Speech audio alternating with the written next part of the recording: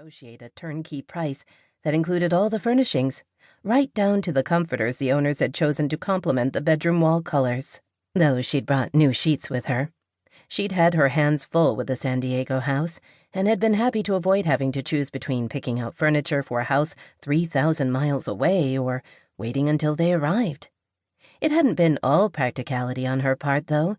As soon as she'd clicked on the listing, she'd been interested in the house. But it was the interior shots that had her making an offer. The existing decor was all about peace and relaxation and light, and she'd fallen in love instantly. It wouldn't be a summer getaway for her and Sophie, though.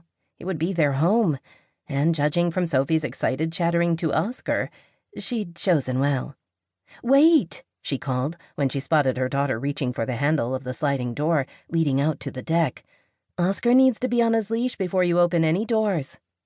Sophie was practically dancing in anticipation as she waited, and Meredith grinned at her before clipping Oscar's leash on and pulling open the sliding glass door. This was the most animated she'd seen her daughter since Devin had died in a car accident 2 years ago, leaving her without a husband and Sophie without her beloved daddy. Meredith took in the expanse of water before her, and it felt like a healing balm for her soul. Blackberry Bay was an offshoot from Lake Winnipesaukee, and it was just the right size for lake life without the big, fast boats. There was a canoe off to her left, and to the right, she could make out a group of stand-up paddleboarders. She mentally added buying a small paddle boat to her list of things to maybe do. Devin had left them more than comfortable, plus the sale of their home had bought this house and its furnishings with quite a lot left over, so it would be many years before she had to worry about money if she was smart.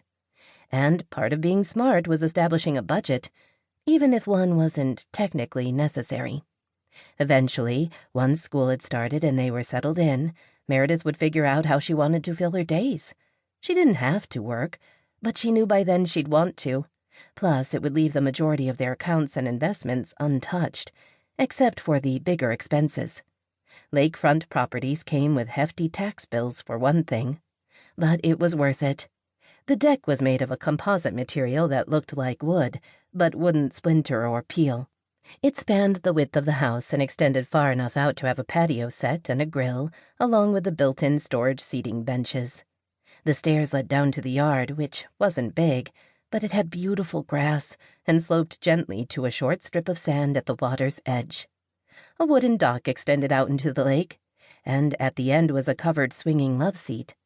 Wildflowers had been planted around the dock, which Meredith hadn't noticed in the photos and videos from the real estate agent. As surprises in buying a house sight unseen went, unexpected flowers were definitely a good one. "Be careful," she called to Sophie, who had picked Oscar up and walked onto the dock. Her daughter was a good swimmer, but the dog wasn't. And now that they'd be living on the water instead of visiting it, they'd have to have a serious discussion about water safety. "Who are you?" she heard Sophie ask, and Meredith's head jerked up from the flower bed she'd been bent over. A man was standing in the next yard, and he startled her enough so she didn't chide Sophie for being rude. It was a valid question. "I'm Cam," he said in a deep voice that matched his outside.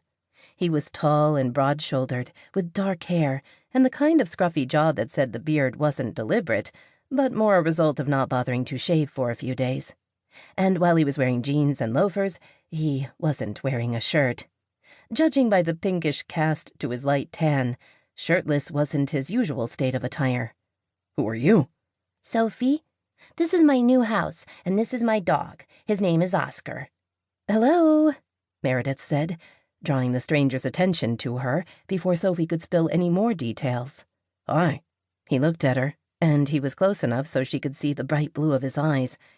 "In keeping with the theme, who are you?" "My name is Meredith. Are you a groundskeeper of some sort?" It seemed like a legitimate question. Working outside might explain why he wasn't wearing a shirt when it wasn't even hot. So she was surprised when he laughed, and even more surprised when she caught herself smiling because he had a great laugh. "I'm not the lawn guy. I'm staying here for the summer."